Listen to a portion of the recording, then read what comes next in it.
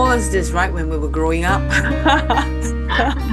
No, because we're all conditioned to get married, buy a house, have a family, work hard, look after your children, retire.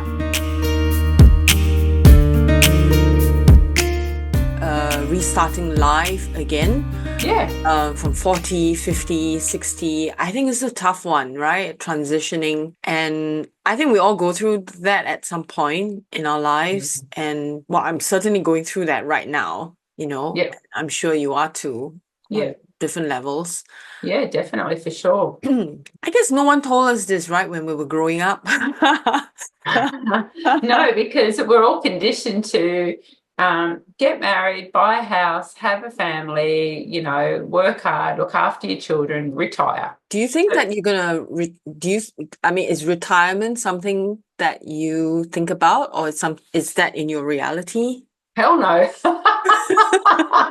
I don't think I could survive.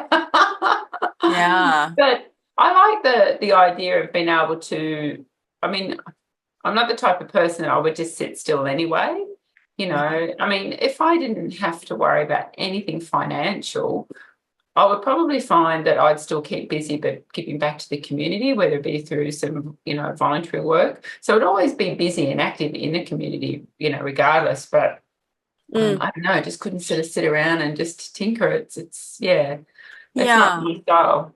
Yeah, that's not me either. When people talk about planning for retirement, maybe that works for them, but for me, I feel like, oh no, if I retire, I feel like my brain will stop working. Yeah, definitely. And I just can't, imagine not working. And I feel like right now, we're both working for ourselves, right?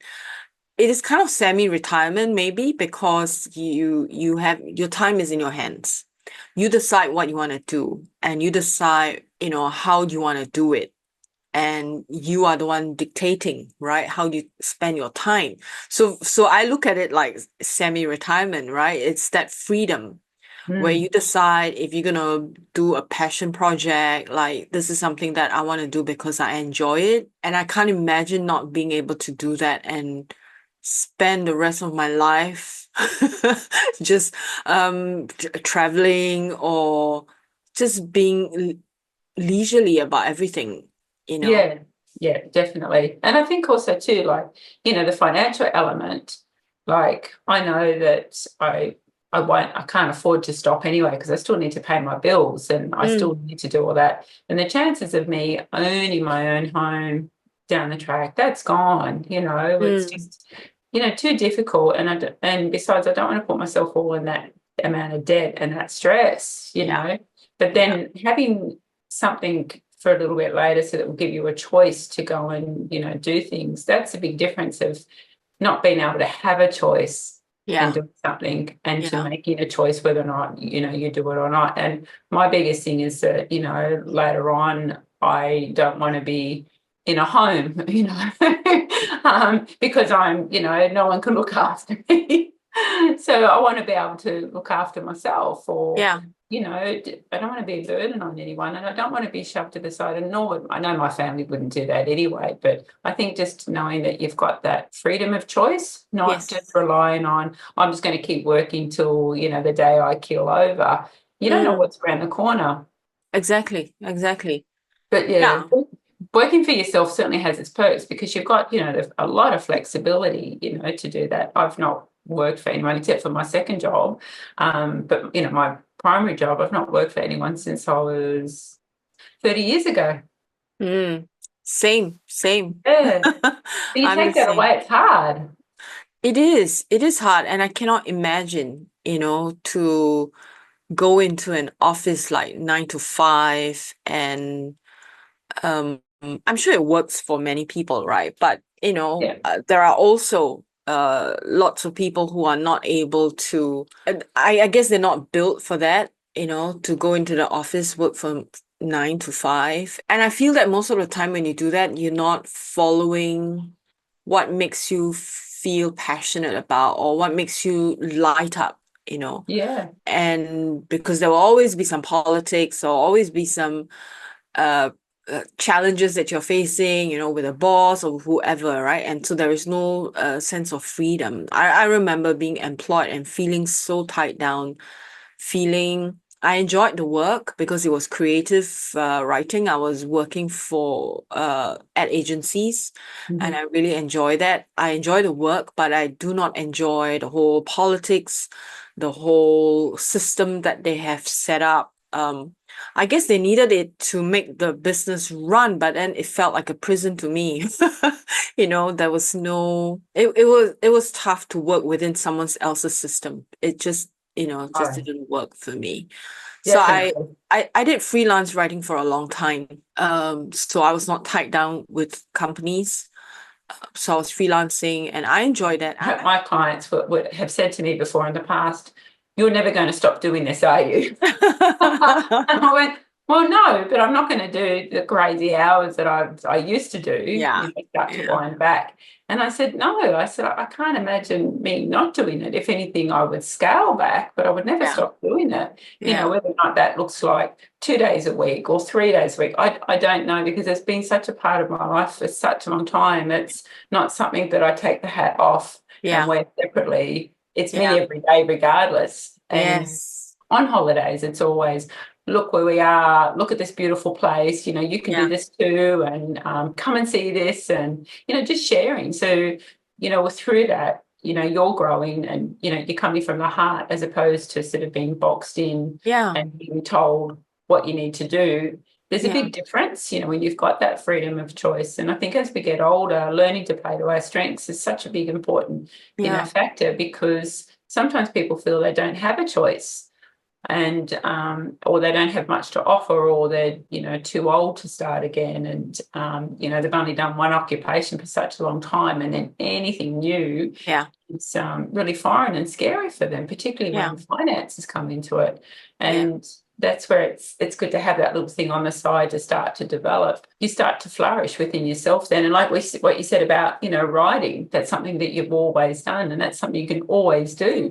People can easily convert their hobbies into something that they monetize it, right? Like the Yeah. video that I shared with you. She started converting her hobby into monetizing it and seeing success with it, and so it doesn't matter, how old you are, you can always start something that you're passionate about, something that really makes your heart sing and you feel like you're is worth doing and kind of living your life purpose, right? Do you do training for clients who are not physically in your location? Oh, definitely. I've got clients all around the world. Nice. Okay. Okay. Yeah. So you And you, you train them via Zoom or you have videos set up already? no, by Zoom. Okay. So, I mean, I have had the videos, but it's not the same. Yeah. And so to me, they're working towards, something. So I'm really big on, technique and feedback, but also education. And if you're just rolling out a video, I mean, I've got an outdoor program that people can do. I mean, they can actually do it inside. It's just a no equipment work at it. It doesn't matter where you are. Yeah. It takes that whole thought process away, where people think they need equipment and they don't. It's just a bit of imagination. And so I do have that, but everything else is just, training. So when people are, wanting to lose weight, so, they work with me online, and there's an actual online program with that I'm their coach for that. And then the Okay. exercise element comes into it. Yeah. And I can either give them the program to do, or I can do the Zoom session with them, Mm. depending on the time. Yeah. The timing, because 6 a.m. their time sometimes could be 10 p.m. my time. Yeah. Yeah. So, but we try and work out a way. Someone like yourself, right? Being able to train someone or coach someone through the process. I think your trait is very, very valuable. I don't see many fitness coaches who are helping people, in their midlives. Um, Oh, yeah. we do see maybe on Instagram, I've seen two women. They're based in the US. People should not stop exercising, when they're at No. midlife. They should actually, yeah, increase it with, the weight bearing exercise and all that. And I think you offer a really is of great value. And Oh, thank yeah, you. and I don't think you should stop. I know. Well, things like I'm working with I mean, all my clients are beautiful. Like I've got a connection with every one of them, and I've been with them. One lady, she is new to the area, and she saw me, made contact, and then eventually I got her into the gym, and I've been working with her. But she said to me, just in a conversation, I'm getting really unconfident getting on the floor, like getting up from the floor. I need to build some strength so I can get up on the floor. And because she's got, grandchildren. I mean, mind you, this lady's 73, but she is incredible, right? And I see this in a lot of other people. So I'm just using this particular client as an example because it's so relatable. Yeah. And so it was only last week I said, well, come on, show me what you do. How do you get up? And she showed me. I went, right, okay. There's nothing wrong with your strength. You've just lost the confidence and the know-how. So I said, okay, let's just break this down. And next minute, we've done a few little things. And the first step was a little bit hard because she was a bit tight in the hip. And I said, no. And I said, let's just do it this way. So next minute she does it. I said, that's all you needed to be shown. And I said, as we get a bit older, our confidence goes. And a lot of people think that they lose core strengths, etc. And it might be just a bit of instability. So what a lot of people tend to do, they take shorter steps. Mm, So they're frightened. So mm, they're not sort of like striding out like what they used to. And it's just all those little things that start to change as we mm. age. But then when Yeah. you show someone what they're doing and the Yeah. reasons why and how they can overcome it, their confidence starts to grow. And then they start Mm, to get, you work on a bit of mobility, issues. And then all of a sudden, they start to flourish again. And yeah. they think, I always say it's not you. It's Yeah. not you, it's your body that's Yeah. reacting this way. So we just need to retrain the body and then Yeah. the confidence will grow. Anyway, all of a sudden she said, oh my God, I can't believe that. Nice. Yeah, so it's Nice. just so I do incorporate that in my everyday, Okay. workouts Yeah. as well. It's not all just strength training. I incorporate that a Mm. little bit in with what we do. I saw a video, maybe on TikTok, where it encourages everyone, especially, once you hit a certain age, to do this practice where you sit on the floor and then you get up, Yeah. right? On the floor, you stand up and then you sit on the floor again and you stand up. So you keep doing that. Then you know how, or you're training your body, right, to move in a Mm. certain way, and it strengthens you in a certain way, and you don't forget how to do that. And so I thought that interesting. And so as part of my own, exercise routine, right, I do that, like 10 times or 20 times, right? Great. Sitting on the floor and standing up and sitting on the floor and standing up, right? Doing over and over again. I think it makes a difference because if, I've looked around me and some people who are in their 40s, they're not able to stand up if they sit on the floor, right? They're not able to stand up and they go like, oh, like, and I don't think it's about weight. You can be overweight and you can just, if you know how to do it, right? You can easily just stand up. So, Yeah, you forget about a lot of things, and it's interesting because, like obviously, as you get older, there's more issues that would come across, like knee replacements, hip replacements. There's a lot of tightness, and there's injuries, and so obviously people just can't bounce up from the floor. yeah. They need to be shown a different way and work on different areas. But I've noticed even. Because I'm so active, being on my feet all the time, and then so in my second job, I'm sitting down, which I try and stand up as well. And I mean, I love the second job. It's just a nice little sideline. I just love it when I'm there. And but because I'm sitting down, and I might sit down for, out of a 6-hour shift, maybe 5 hours of that, maybe. Mm. And I've noticed in the mornings my lower back is really tight. And it's not my Ah, lower back per se, it's yeah, just because I'm sitting down. yeah, And things like getting dressed, putting your foot in, in your shorts or your pants or, whatever it is.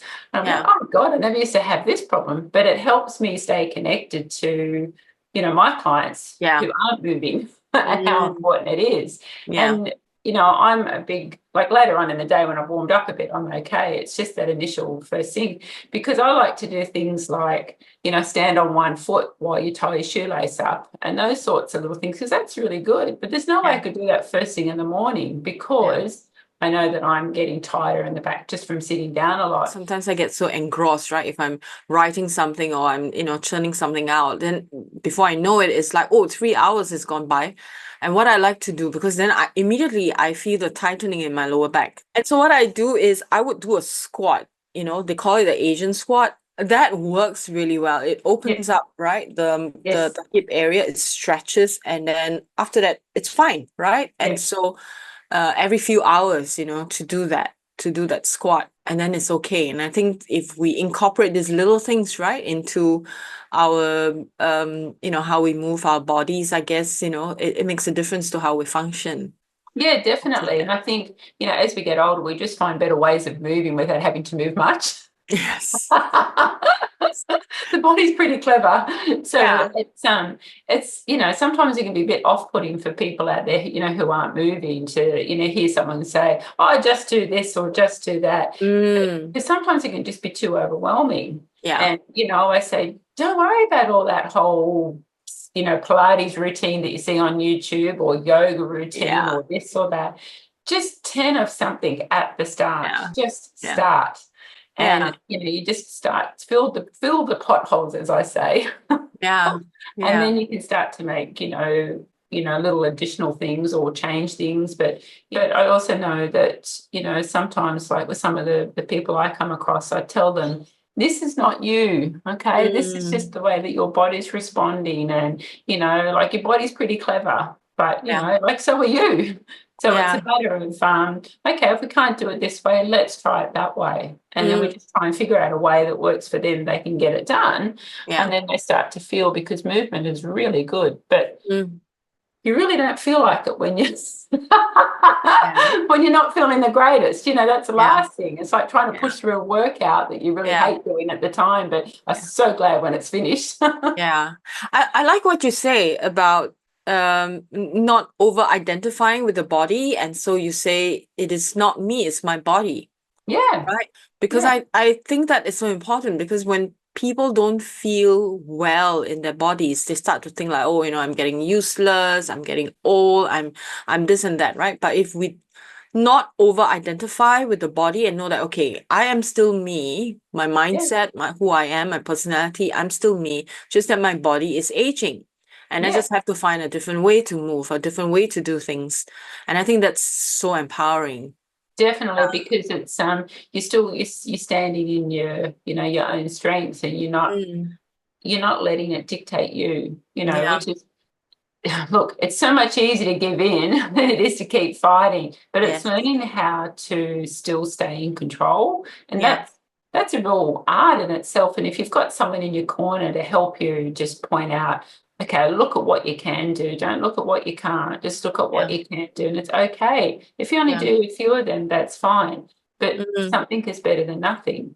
And I think sometimes, people's expectations is just so large, and like exactly what you said, when they start to, their body starts to age and things start to, break down a little bit, and they see themselves as a failure, which is totally normal.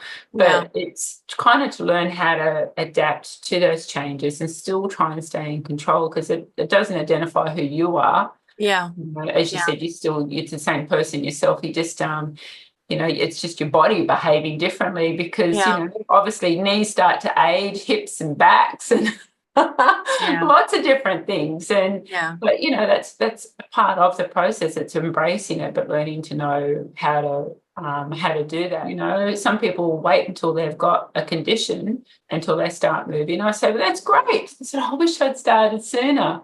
And and I said, well, yeah, but that's okay, but you're starting now. Imagine if you didn't do something later on. Exactly. And then they go, oh, okay, I get that now. So I think we don't have enough of this kind of conversations. I mean, if you look at social media, right, it's all about youth, it's all about young bodies and what you can do when you're young. No one is talking about, as far as I can tell, right?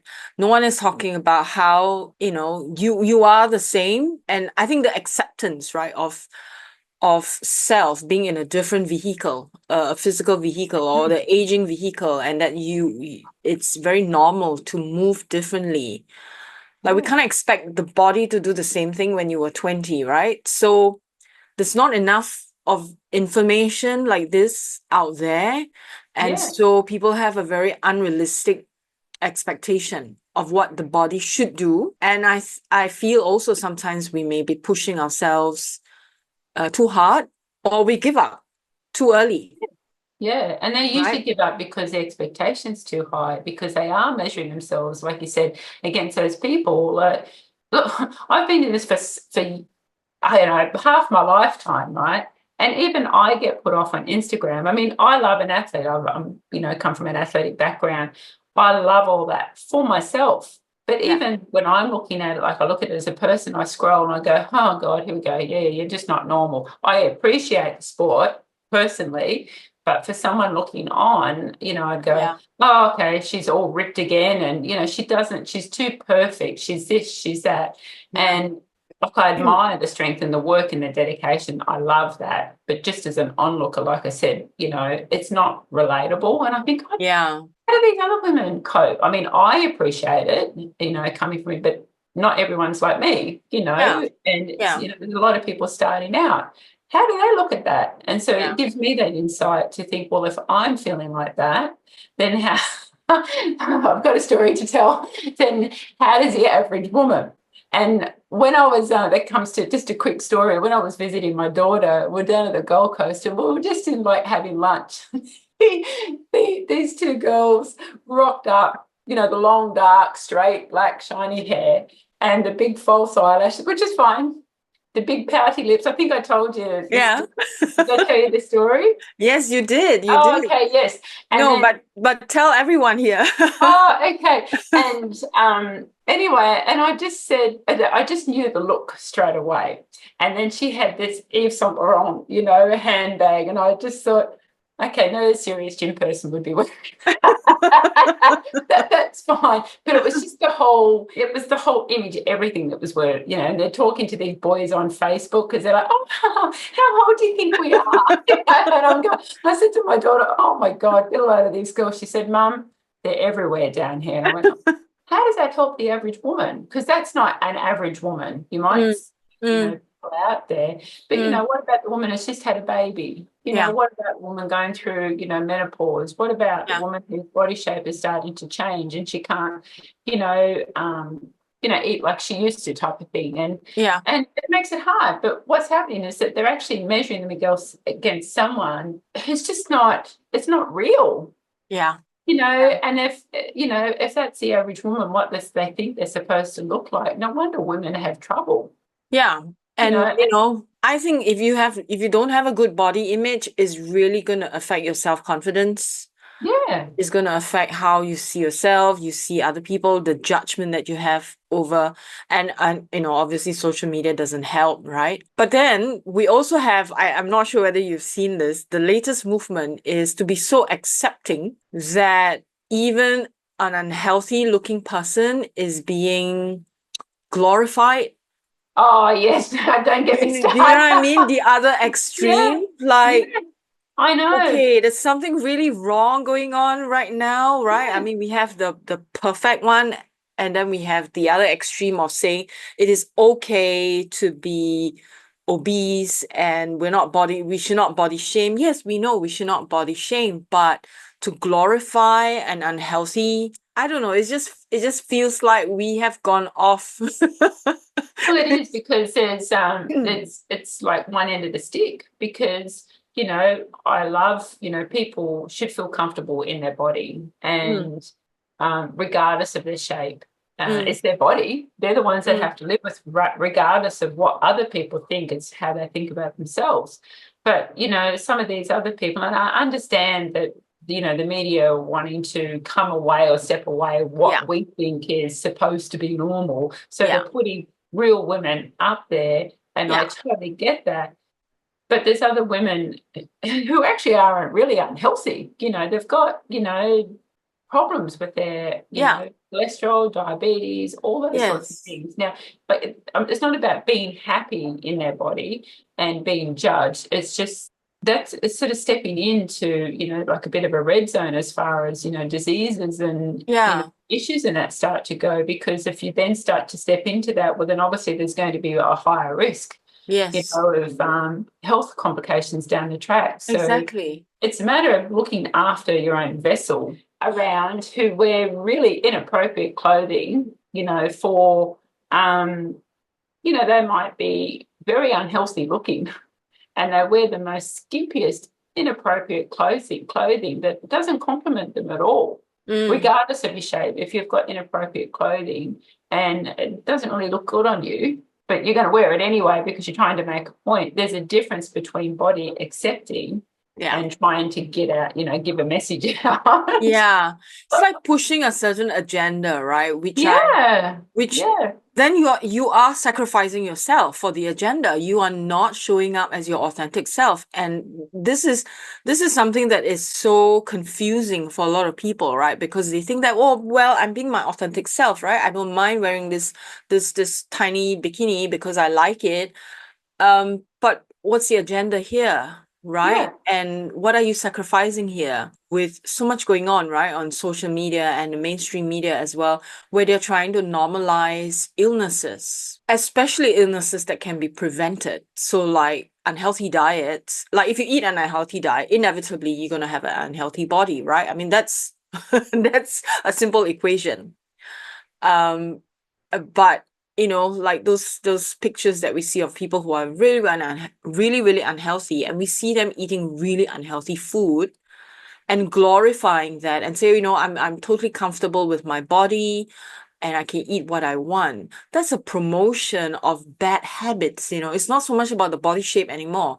You No. are encouraging people to go down a path where it's hard to turn back.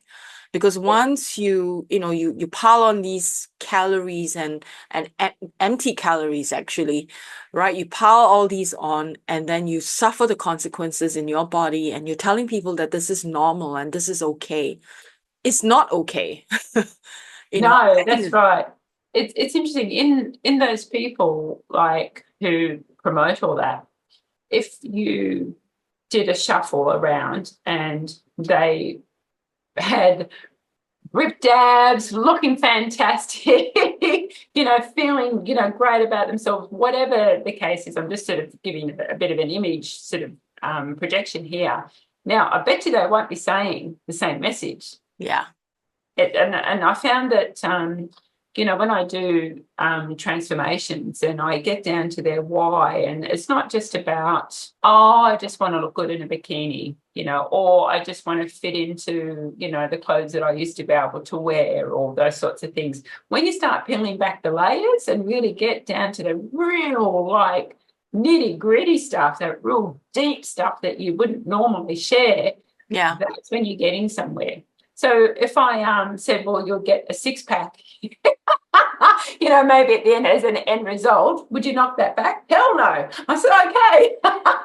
So you do want it. You do want to look good. You get those people doing the same thing, promoting that bad food and saying, well, I love the shape that I am, and I love to eat the same type of foods. Now, that's what I said, down the track, if they're feeling really good about themselves and they're fit and they're healthy, they wouldn't be promoting that, because they would be feeling a lot better about themselves. Yeah. Yeah. And it's a hard thing, to snap Yeah. away from. Yeah. And if you were to say anything, people will say, oh, you're body shaming, you are being so judgmental. And it's not about that, it's about the fact, right? That It's to do with healthy, healthy. Like, you can be whatever shape you want. yeah. I deal with all different shapes. But when it comes to health, because I've also treated people with heart disease, cancer, diabetes, blood, high cholesterol, things like cholesterol, diabetes, they can be reversed.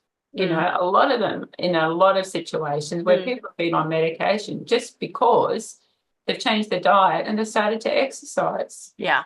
But some people are so dependent on medication, they don't want to stop. Yeah. They don't want But they to. don't realise that. And then, someone who's, battling with terminal cancer, Yeah. I've lost a couple of clients over the years that, unfortunately, but they're going to make, and they know that. So rather than get caught up in all that, because they've gone through those sort of things themselves, they've had to deal with that. In our sessions, we try and inject as much as we possibly can. It's about how they feel about themselves. Now, I'm sure if they had their choice all over again, they would make different choices when it comes to health and fitness. And you see these people that, that really do invest in their quality of their life. And, it just comes down to a personal choice, but don't ever knock the ones who are trying. Yeah. Like you see, when you go to the hospital, right, to visit someone, you will inevitably see someone, like a patient in their hospital gown, pushing the drip, right? And they have to leave the hospital because they're trying to go for a smoke. Right? I'm sure you've seen this. Yep. So my share.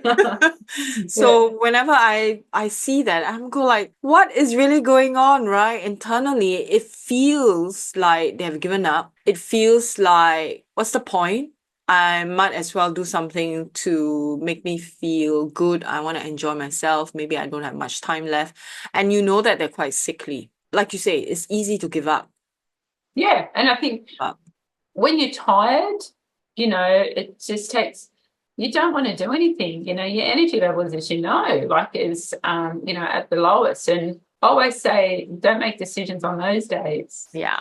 But eventually at some point that tiredness does start to lift. Yeah. For everybody, whether it be, some are not bouncing out of your skin, but I'm just saying that there's a change, there's a shift there. Yeah. And generally you might feel a bit better on some of the days than others. That's a shift. That's kind of what I'm getting at. They're the days that when you're in your strength better to make some of those decisions and, not, because then everything just compounds. Yeah. And also tiredness sometimes is a sign that you are recovering. Yes, right? Because definitely. your nervous system needs rest, right? Whether it's emotional recovery or physical recovery, the tiredness is a sign because the body just says, slow down, we need to process this very, very deeply. You may not consciously know what you're processing, but the body needs to do some work. And so you just need to rest. Yeah. And not try and push it, and I feel this especially now, in midlife, right? I mean, when you're younger, you don't feel it, right? In your 20s, you're just bouncing up and down, whatever you may be going through. You get depressive feelings, you still bounce up, right? You just you don't care, you don't really listen to that part of the body. But now as it's more obvious, right? Like you don't have the strength to bounce and decide, okay, I'm just going to press on. You are forced to listen to the body. And I feel this thing where the tiredness is felt by everyone, no matter how old you are, right? When you're healing, when you're processing, everyone feels it, just that how many of us really listen. So people in their midlife will listen to it more because, it's almost like you don't have a choice. The body can't move as fast. And so it's, in a way, it's a blessing because then it helps you to like, okay, I really need to slow down. I really need to listen. What is my body trying to tell me? What am I healing from? Is it an emotional healing? Is it a physical healing? These are questions we need to ask ourselves. Definitely. So that we know where to go, right?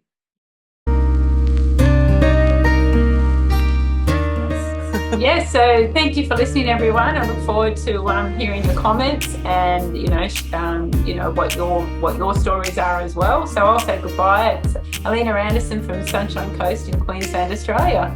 Yeah, thank you, Alina. And this is Shamala from Singapore signing out. See you all soon.